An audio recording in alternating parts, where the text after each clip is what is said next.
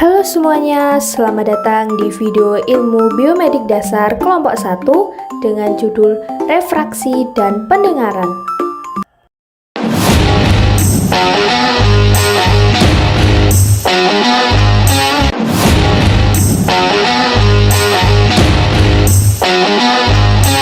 Hai teman-teman, materi pada kali ini adalah refraksi mata. Refraksi adalah pembiasan cahaya oleh media refraktif mata, meliputi kornea, humor aqueous, lensa, dan vitreous. Selanjutnya kita masuk pada bagian struktur mata utama yang meliputi kornea, lensa, pupil, iris, retina, saraf optikus. Yang pertama adalah kornea. Fungsinya pembiasan utama cahaya dan perlindungan mata. Selanjutnya lensa, membiaskan cahaya dan akomodasi untuk fokus dekat atau jauh.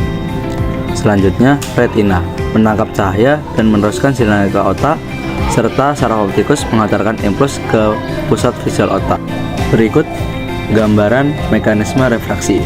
Cahaya melewati kornea dan lensa dibiaskan agar fokus tepat di retina. Selanjutnya fotoreseptor di retina mengubah cahaya menjadi sinyal listrik. Ini gambaran impuls yang diteruskan ke otak. Berikutnya kelainan refraksi. Yang pertama, emetropia. Penglihatan normal, fokus di makula lutea. Miopia, fokus cahaya di depan retina karena bola mata terlalu panjang atau kekuatan refraksi berlebihan. Yang ketiga adalah hipermetropia, fokus di belakang retina karena bola mata pendek atau kekuatan refraksi kurang. Yang keempat, astigmatisme, pembiasan tidak merata akibat kelangkuan kornea atau lensa yang tidak normal. Yang kelima adalah presbiopia, dan yang terakhir adalah presbiopia, berkurangnya akomodasi karena lensa kaku pada usia lanjut. Berikutnya adalah faktor dari segi akomodasi. Yang pertama, kemampuan lensa menyesuaikan fokus terhadap jarak objek. Yang kedua, otosiliaris merubah bentuk lensa untuk melihat jelas pada jarak berbeda. Dan yang terakhir, akomodasi menurun dengan usia yang menyebabkan presbiopia. Ada khusus kelainan itu disebut dengan miopia. Miopia adalah terbagi menjadi ringan, sedang, berat, dapat menyebabkan degenerasi retina. Ada hipermetropia, ada manifest, absolut, fakultatif, laten, keluhan, penglihatan kabut dan lelah mata.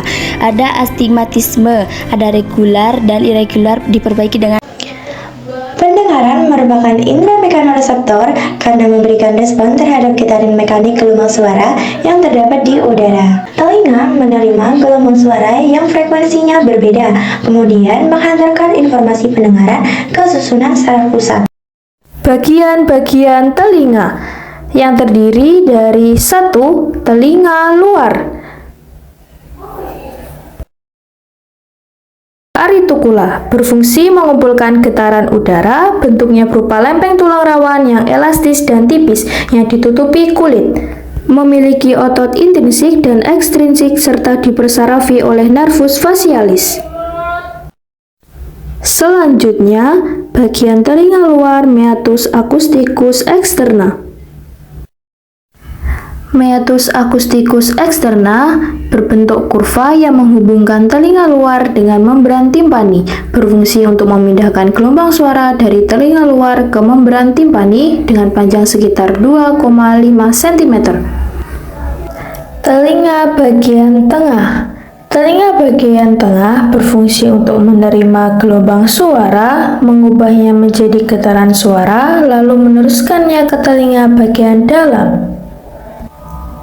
Telinga bagian tengah antara lain rongga timpani, stapes, malleus, membran timpani, incus, semicircular canals. Telinga bagian dalam. Telinga bagian dalam berfungsi untuk mengubah getaran suara menjadi sinyal listrik yang akan dihantarkan ke otak. Bagian-bagian telinga dalam antara lain koklea, kanal setengah lingkaran, saraf vestibular, saraf koklea. Auditory tube. Proses pendengaran diawali dengan suara masuk melalui telinga gelombang atau getaran suara masuk dan ditangkap oleh telinga bagian luar. Gelombang ini diteruskan oleh saluran telinga lalu mencapai pada gendang telinga atau membran timpani hingga menimbulkan getaran. Getaran ini membuat gendang telinga semakin bergetar, kemudian mengalirkan gelombang ke 3 tulang kecil. Tulang-tulang ini akan meningkatkan getaran suara dan mengirimnya ke koklea. Di dalam koklea ini terdapat cairan gelombang dari suara tadi. Selain cairan, terdapat sel-sel rambut yang ikut bergoyang.